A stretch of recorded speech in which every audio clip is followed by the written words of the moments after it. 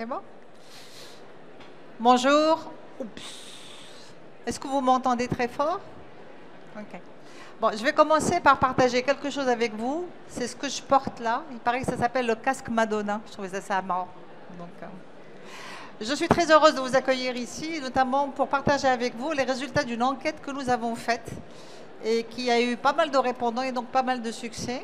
Mais avant cela, je voudrais juste vous dire qui nous sommes, ou qui je suis d'abord. Donc, je suis Sana Ronda, la dirigeante de Linguaphone. Et qui est Linguaphone? Linguaphone est une entreprise qu'on appelle de formation linguistique, qui a comme mission d'accompagner des professionnels pour communiquer et travailler dans une langue étrangère. Elle a un engagement très fort pour les formations durables. Qu'est-ce que ça veut dire?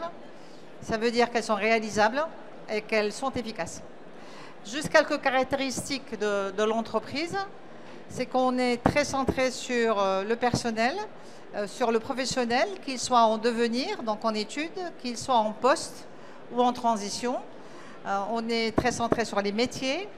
On a au centre non seulement l'apprenant, mais également le formateur. Et on met à disposition du formateur tous les outils possibles pour que sa formation soit efficace et qu'elle soit durable. Donc, vous avez quelques chiffres nous concernant. Donc, on a 350 formateurs, 12 500 apprenants pour l'année 24. On fait toutes les modalités de formation et on a une expérience très, très longue dans la formation. Je crois qu'elle date des années 50. Donc, on est un des très anciens qui est encore présent et qui est allé du monde du présentiel vers le digital pour devenir EdTech aujourd'hui. Sans tarder, je vais vous partager cette enquête que nous avons faite. Alors, vous pouvez vous poser la question pourquoi on a fait cette enquête? Eh bien, parce que dans notre métier à nous, on est très dans le digital depuis très longtemps. Et avec le Covid, tout le monde a commencé à parler du digital et on a l'impression que tout le monde a fait un grand pas vers un nouveau monde et que la formation a été transformée. Puis on voyait quand même que post-Covid, la réalité est un peu différente. Et donc on a voulu savoir où est-ce qu'on en était. Et on a voulu aussi savoir si nos investissements et nos innovations étaient en ligne avec les attentes des professionnels et des apprenants. Donc on a lancé cette enquête. Elle ne concerne pas que les formations linguistiques. Elle est beaucoup plus large. Elle concerne toutes les formations. Mais elle s'adresse uniquement à des personnes qui se forment. Donc on n'a pas choisi de toucher tout le monde. Donc, qui sont les répondants à cette enquête? Donc, c'est une enquête qu'on a réalisée en janvier 2024, donc des résultats très récents. On a eu 710 répondants.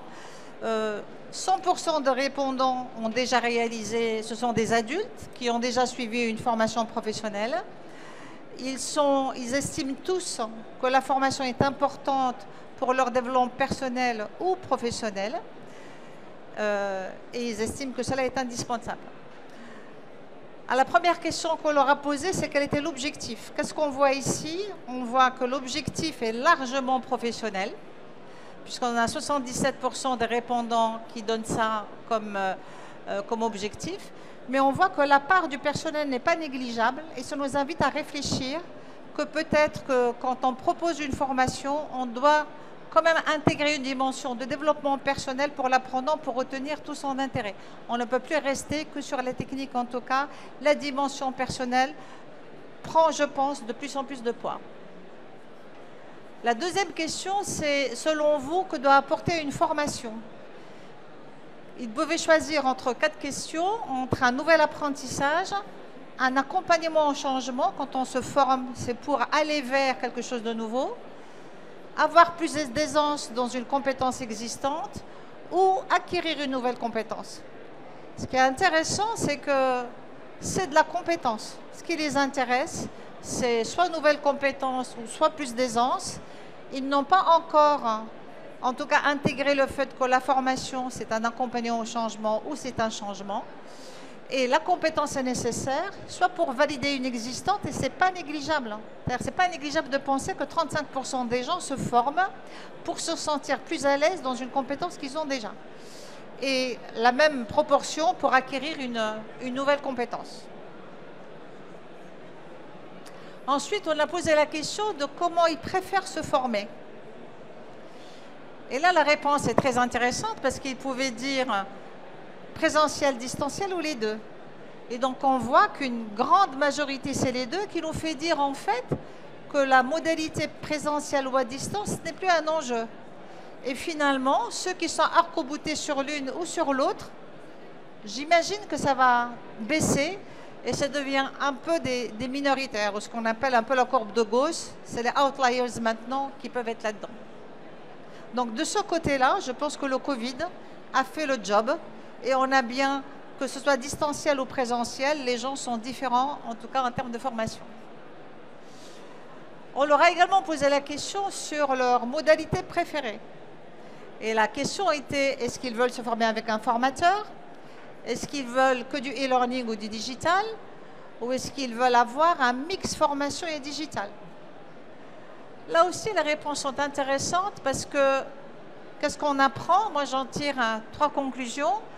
C'est que le formateur reste vraiment central dans l'appétence de formation des apprenants, parce qu'on a 89% qui le trouvent indispensable et puis 10% quand même qui préféreraient le voir avec. La deuxième chose, c'est que les technologies de base, là on parle de e-learning, c'est des technologies de base, hein, elles restent quand même encore, elles sont toujours en cours d'adoption en fait. Hein. Moi je me serais attendue à ce que ce soit beaucoup plus gros, mais on voit que ceux qui trouvent ça indispensable, ça reste quand même une petite minorité. Et puis l'autre apprentissage que j'en fais ici, c'est que le formateur est un élément d'adoption de ces technologies. Parce que dès lors qu'on met du formateur, de 24, on va passer à 43. Et j'imagine que c'est quelque chose qui ira de l'avant.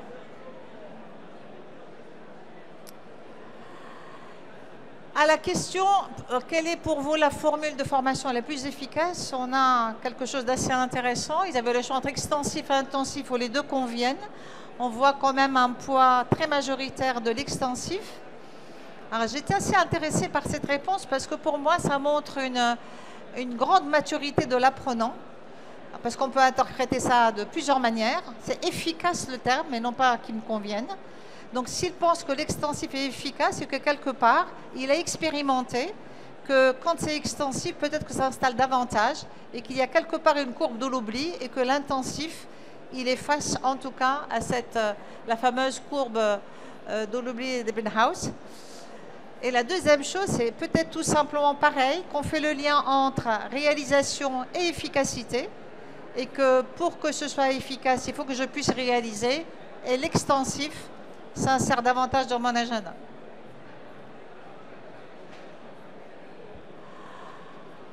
Alors ensuite, on a posé la question, après, quelle est la plus efficace, quelle est la plus réalisable?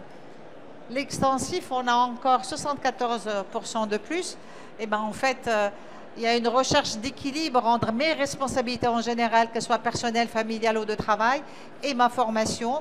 Et l'extensif, c'est quelque chose qui permet de conjuguer tout cela. Mais en tout cas, ce que ça nous donne aussi comme enseignement, c'est qu'il faut que les parcours de formation intègrent de plus en plus de flexibilité pour permettre en tout cas à l'adulte apprenant de jongler entre ces différentes responsabilités.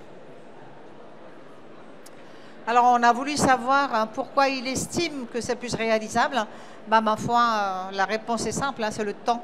Alors je ne sais pas qui vous êtes, mais enfin nous, en tant qu'entreprise de formation, on se bat, notre pire ennemi c'est le temps. Nos apprenants n'ont pas le temps. Donc tout ce qu'on essaye de faire, c'est de trouver le temps et d'organiser les choses de façon à ce qu'ils aient le temps et qu'ils puissent faire. Donc le temps est un élément central, en tout cas, dans ce domaine-là.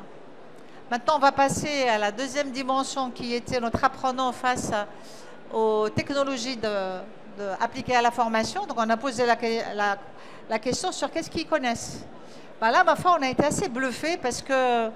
Alors l'IA, ça n'étonne personne, vu le tapage qu'on a eu sur l'IA depuis quelques mois, s'ils nous avaient dit qu'ils ne connaissaient pas l'IA. Mais enfin, quand même, c'est 85%. Des choses aussi vieilles que les serious games, on est à 18%. Le micro-learning, on est à 18% également. Tout ça, on en parle, mais depuis des décennies. Enfin, c'est très vieux tout ça. Hein. Donc c'est super étonnant de voir si peu, en tout cas, de connaissances déclarées. Donc, s'ils ne connaissent pas, ça veut dire qu'ils n'expérimentent pas.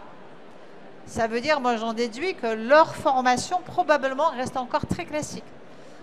Classique, ça veut dire les 2-3 jours avec formateur, ça ne préjuge de rien, mais en tout cas, ces technologies ne sont pas forcément très introduites. Donc je dis qu'on est encore dans un paysage très en mutation, on est vraiment aux prémices, probablement comme avant le Covid. On a eu une parenthèse, mais on n'a pas fait encore le pas. Et probablement les entreprises de formation non plus, hein, pas encore. Et on leur a demandé leur avis, qu'est-ce qu'ils en pensent de toutes ces technologies dont on n'arrête pas de leur parler et tout ça. Bah là aussi, ma foi, tout à fait intéressant parce qu'on leur a demandé est-ce qu'ils pensent que ça améliore l'efficacité de la formation, logique.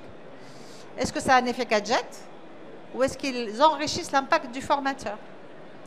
Et là, ce qu'on découvre, c'est que quand je regarde des avis tranchés, il est tout à fait d'accord. Donc 19, 14, 16, ou les pas du tout d'accord en tout cas. Les avis tranchés sont assez faibles. C'est pas... Je me serais attendue à autre chose. Hein. Et en fait, le gris, ce que j'appelle le ventre mou, ben, soit c'est je suis neutre, parce que comme je ne connais pas, je reste neutre, donc ça fait sens. Ou alors l'interprétation optimiste que je souhaiterais faire, c'est que ben, ma foi, ils sont plutôt optimistes, c'est qu'ils sont plutôt contents et ouverts, et qui sont enthousiastes pour ces technologies dont ils entendent parler, et que dans ce cas-là, il faut qu'on s'ouvre et qu'on y aille. Donc il y a une appétence, il y a une attente, et il faut que maintenant les entreprises de formation et de formation proposent ça. Donc ça, c'est la version optimiste, et l'autre, bah, c'est qu'ils attendent qu'on leur propose. Alors on est revenu sur le formateur pour connaître la perception de l'importance du formateur dans la transmission, dans la conduite du changement et dans la formation. Ça parle tout seul. Hein. Donc, alors l'interprétation que je souhaite faire ici, c'est l'élément humain. Alors je ne sais pas dans beaucoup de spécialités, dans la nôtre en tout cas, la part des formations en individuel a explosé au fil du temps. Et donc le seul élément humain de l'interaction, c'est le formateur. Mais on peut imaginer d'autres types d'interactions. On peut imaginer, quand on se forme en groupe, ce sont d'autres interactions humaines. Donc, mais en tout cas, l'interaction humaine reste au centre de formation. Le contact, le social, ce que j'apprends de l'autre hein, en tant qu'humain reste un élément important. Mais on s'est dit que, voyons voir quelle est la maturité de l'apprenant quant aux autres éléments qui sont très importants pour une formation. Il y a le formateur, mais nous, on sait en tant que professionnels qu'il n'y a pas que le formateur. Donc, on a posé la question sur les contenus, sur la personnalisation, le suivi, la flexibilité, l'organisation ou encore le partage, la répartition travail personnel et travail avec le formateur. Là encore, c'est assez intéressant quand on regarde les éléments qui sont les plus plébiscités.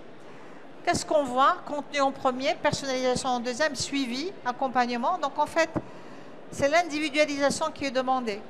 Quand on nous demande des contenus intéressants pour moi ou des choses personnalisées pour moi, ça veut dire que je veux des choses qui me parlent, qui sont individuelles. Et le suivi, ben, je veux qu'on me suive, je veux qu'on m'accompagne et je veux qu'on m'aide à réaliser la formation. Donc nous, on l'interprète dans ce sens-là. Par rapport à cette question. Ici, quand on regarde la répartition travail personnel et travail formateur, la faiblesse nous interpelle.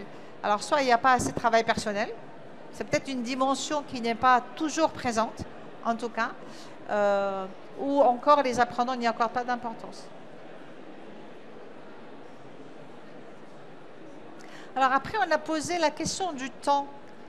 Qu'est-ce qu'ils aimeraient avoir comme temps pour se former et qu'est-ce qu'ils peuvent dédier comme temps réel, qu'est-ce qu'ils dédient comme temps en réalité. Là aussi, ça a été une surprise. Je pensais vraiment avoir un décalage énorme. Je pensais dire, ah, j'adorerais, mais non, j'ai pas le temps. Ben, pas vraiment, finalement. Quand on regarde le temps idéal qu'ils voudraient consacrer, donc on a en bleu le temps idéal, alors certes, de 2 à 5 heures, ça me paraît énorme hein, par semaine, hein, mais bon. Mais globalement, on n'a quand même pas des différences énormes. Les personnes arrivent à trouver le temps, en tout cas le temps qu'ils consacrent correspond à celui qu'ils voudraient à peu près consacrer, ce qui est quand même une bonne nouvelle. Hein.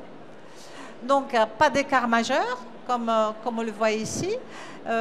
Et on voit quand même qu'il y a une préférence que ce soit idéalement, ou en tout cas idéalement pour tout ce qui est des petites sessions, des granules de formation qui se répètent au long cours. C'est ce qu'ils nous demandent en fait, hein. Donc ça aussi, c'est intéressant comme apprentissage. Donc on voit bien qu'il y a un défi de gestion du temps. Et en tout cas, pour nous, entreprises de formation, il est important d'en tenir compte pour construire des parcours flexibles qui permettent de s'inscrire dans le temps et dans les agendas de ces apprenants. Donc j'en ai fini avec la réponse des questions, parce qu'on l'avait voulu courte pour que les gens répondent. Mais en synthèse, en fait, que veut l'apprenant d'aujourd'hui? Eh bien, il souhaite acquérir ou renforcer des compétences professionnelles, mais sans oublier sa dimension personnelle.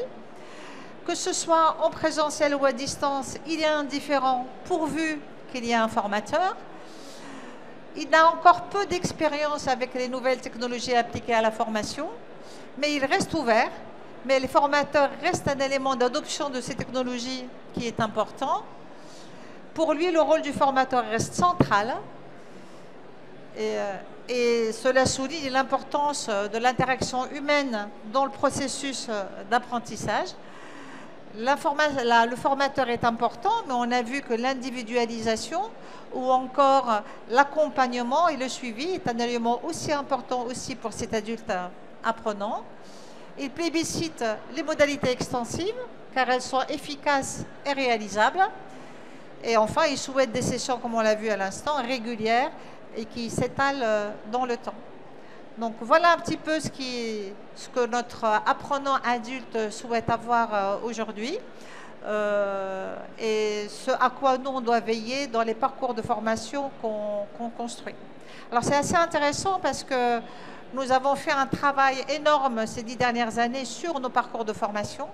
Et nous, cette enquête aussi, elle nous permettait à nous de voir si on va dans le bon sens et surtout si nos investissements en innovation accompagnent le désir de l'apprenant, parce que ça ne sert à rien de partir trop tôt et de donner à quelque chose, à quelqu'un quelque chose qu'il n'attend pas. En tout cas, ça nous a conforté dans beaucoup de choix qu'on a pu faire. Et si vous souhaitez voir comment en pratique ce qu'ils souhaitent en tout cas existe ou mis en œuvre, ben, je vous invite à nous rendre visite au stand M72, voilà. Et il y a beaucoup de choses en tout cas qu'on a mis en œuvre, on continue à améliorer, mais je pense qu'on correspond assez aux besoins de flexibilité ou d'individualisation dans ce qu'on fait pour l'adulte apprenant. Si vous avez des questions, je peux répondre avec plaisir. Ça vous parle? Ça vous aussi, j'imagine, non? Vous aurez répondu pareil? Bon, ça me rassure. Mais ça m'a quand même un peu interrogée sur la partie, ce que j'appelle un peu méconnaissance des technologies appliquées de la formation. Je me serais vraiment attendue à ce que, moi en tout cas, j'avais imaginé que cette digitalisation vécue par le secteur post-Covid était une réelle digitalisation. Et en fait, ça me refait penser que le fait qu'on ait mis un formateur en visio à distance a été compris comme de la digitalisation, mais ça ne l'est pas en réalité. Donc c'est ça qui est intéressant. Je vous libère peut-être un peu plus tôt. Mais voilà. Merci.